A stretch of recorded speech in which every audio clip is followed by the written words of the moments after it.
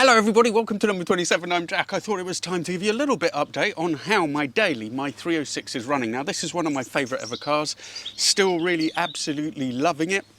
And I got a good one to begin with on purpose. I didn't buy a fixer-upper, I wanted something I could use and I wanted something that was nice. So when I got it, it had a few issues. It had a binding brake, it tended to sort of cut out at times. So all that got fixed. In the end, I ended up having to replace the calipers because they just carried on binding whatever I did with them. Other issues were sorted out by Pug One Off. And then mechanically, it was pretty much perfect. The exhaust as well, it had a horrible exhaust on it. Could put a standard exhaust on there. So very happy with all that. But as we shall see as this video goes on, as I've had it over the last couple of months, other things have developed. In the meantime, there are other things that I really wanted to do to this car. First of all, it had the standard stereo, which sounded awful and was just not very user-friendly. Also, the seats were ripped. Before we start looking at what I've done about that, I'm going to take you over to Hayes in West London to caraudioSecurity.com. That's my friend Raj. He has an incredible showroom there, and he offered to help me out with the sound system. So I'm going to pop over there, see what's going to be installed, how it turns out, and in the meantime I'll sort out those seats. Obviously one of the biggest criteria for you was that we didn't want you said you don't want the door cards cut and you don't want the rear shelf, the original shelf cut. So everything is OEM plus here. Stereo, we're fitting a up-to-date Kenwood Medclus DAB unit. Speakers, front and rear speakers are identical size in the 306. JBL stage 2 6.5-inch coaxial speakers. We'll add some dynamic sound deadening as well. We're going to add a small inline 4-channel amplifier just to beef up the sound for these 4 speakers. That's a Pioneer 4-channel amplifier which will hide probably up behind the glove box somewhere. I'll leave that to the installers. And finally, bass-wise, we're going with a very small JBL active sub-box. Active meaning the amplifier is actually built into the back of the sub-box. So it means you don't have a separate amplifier. Right, so for this kind of setup, I mean, I know you supply all these things. What would the ballpark figures be? For the equipment you see here on the counter, you're looking probably about £650 supply only, all the products you have here. In terms of installation, if you wanted it installed, typically in your car, you're probably looking at about £400 supply and fit. It does vary car to car because obviously some cars are a little bit more complex. Some cars might require a different fascia adapter or wiring harness, and speaker sizes do differ as well.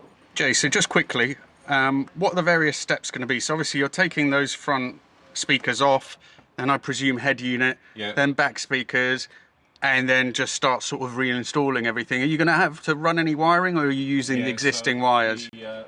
The only wire that we probably will need to run is for your active sub, which will be a power cable, signal cable, and probably a DAB antenna, which you might have on the windscreen here. Okay.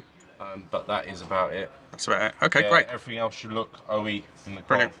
So Jay's busy working on the other door card. He's already got both speakers off. While he's doing that, I'm just going to take this one off and get it ready. The reason why we're taking the door cards off is that the guys are also putting some dynamat behind them, which will be really helpful in terms of reducing vibrations and noise and so on.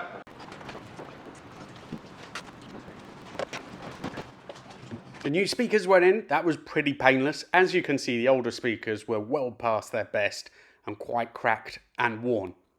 So the inline amp is just here, because we're using a Medclus unit, it's very shallow, and we're wondering where to put it under the footwell there, but in the end, just behind here, there's plenty of room and it's out of the way as well.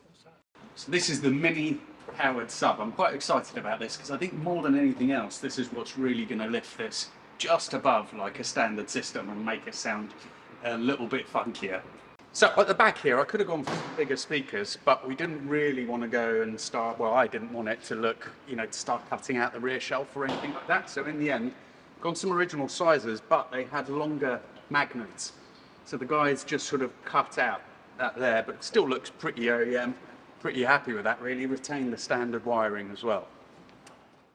So it's all looking a little bit scary here, but we are making progress.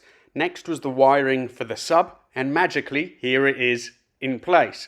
Then the finishing touch, which is essentially just the head unit, and we're ready to try it out. So the installation on the stereo system is done and I'm really happy with it. The head unit connects really seamlessly to my iPhone, both for calls and more importantly for music.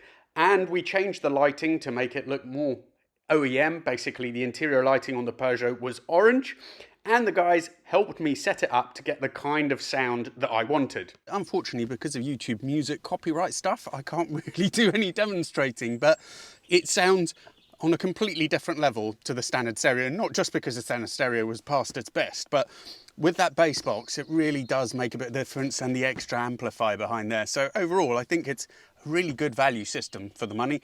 Really happy with it, and the work that the guys did. Often when you take cars in for this kind of work, you get bits of the interior disturbed and so on. They were really careful, super happy. Do go and have a look, and also it's worth visiting their showroom just to see it, because it is fantastic. The other bit of good news is that the damaged seats are back. They are recovered. Now, just to have the Alcantara centres redone, in the end cost me £300 per seat. Now that does sound like a lot of money, but when you consider the work involved, I removed the seats, but even just taking them apart, I saw what was involved. So they had to be taken apart, and I'm sure you'll agree, it is just a fantastic job. Rather than go with recolouring here on the sort of faded edges, I've just fed the leather, and I think I will continue to do that. I'm not really bothered if there's a tiny little bit of wear there. I just want to make sure that it lasts. That's the main thing. But finally, the 306 is finished. No, of course it isn't, because whilst I've had it, it has developed some other issues again. The first thing is, it is now cutting out again like it did before. So it just sort of cuts out as the res drop, it cuts out. Before we resolved that by putting another ICV on it, I don't know if that started going, or maybe if it was a coincidence that that fixed it. And there's also a little bit of a tapping, banging noise. Well, not banging, more of a tapping noise from the left-hand passenger side of the car. So I think, I don't know, maybe a ball joint or something like that, but I'm going to whisk it off to pug one off, and we're going to get it checked out again. Aside from that though, I absolutely love this car. I really do. 306, GTI 6, for me, one of the best hatches ever. Thank you all so much for watching. Really look forward to seeing you for the next video.